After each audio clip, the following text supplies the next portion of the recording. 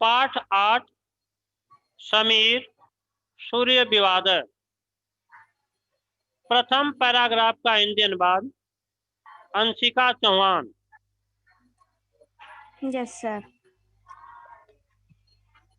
एक दिन सूर्य और समीर के बीच विवाद हुआ।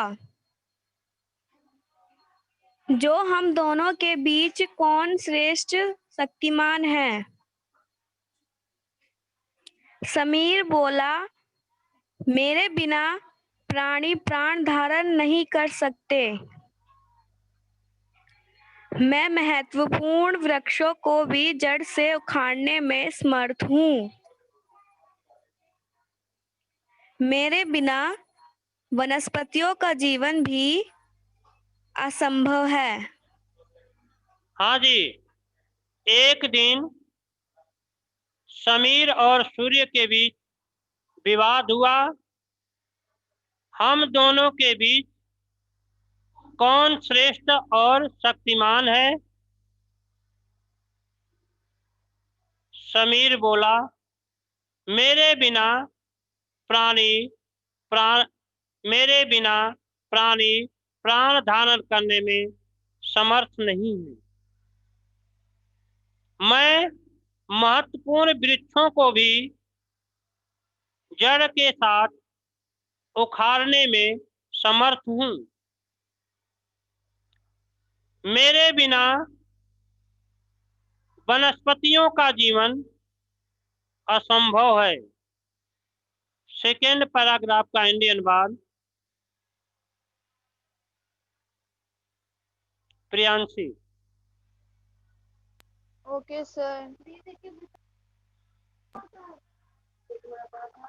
सूर्य समीर के वचन को सुनकर बोला, मैं ही शक्तिमान और श्रेष्ठ हूँ।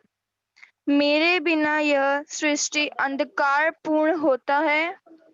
मैं अपने प्रकाश से सभी जीवों को और वनस्पति को जलाने में सक्षम हूँ। ठीक है जी। सूर्य समीर के वचन को सुनकर बोला, मैं ही शक्तिमान और श्रेष्ठ हूँ। मेरे बिना यह सृष्टि अंधकार पूर्ण है। मैं अपने प्रकाश से सभी जीवों और वनस्पतियों को जलाने में समर्थ हूँ।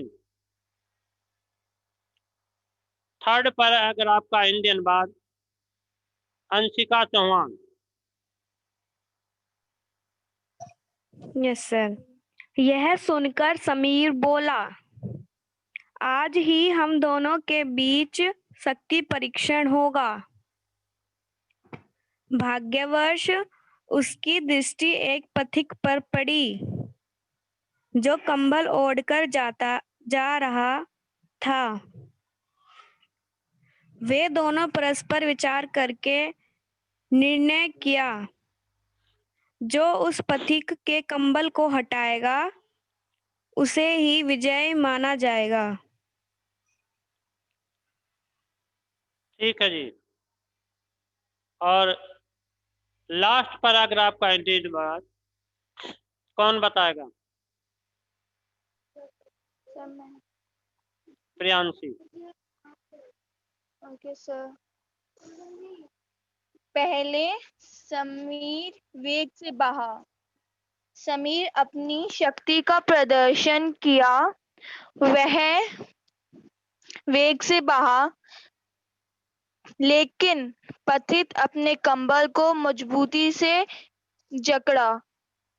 जैसे जैसे समीर तीव्र बहा, वैसे ही पथिक भी मजबूती से कंबल धारण किया। सूर्य अपनी शक्ति को प्रदर्शित किया। वह पथिक तीव्र तपा। उसके तीव्र धूप से पथिक व्याकुल हुआ और वह कंबल को दूर फेंक दिया। ऐसे सूर्य की विजय हुई।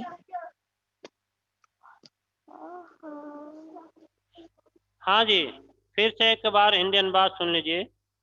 पहले समीर अपने शक्ति का प्रदर्शन किया, वह वेग से चला, किंतु पथिक अपने कंबल को मजबूती से धारण किया। जैसे जैसे समीर तेज बहा, वैसे वैसे पथिक भी कंबल को मजबूती से धारण किया।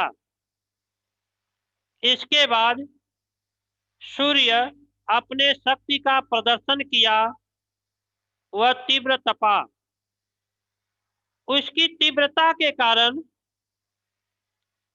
उसकी तीव्र धूप के कारण पथिक व्याकुल हुआ। वह कंबल को उतार कर दूर फेंका और वृक्ष की छाया में बैठा। इस प्रकार सूर्य की विजय हुई।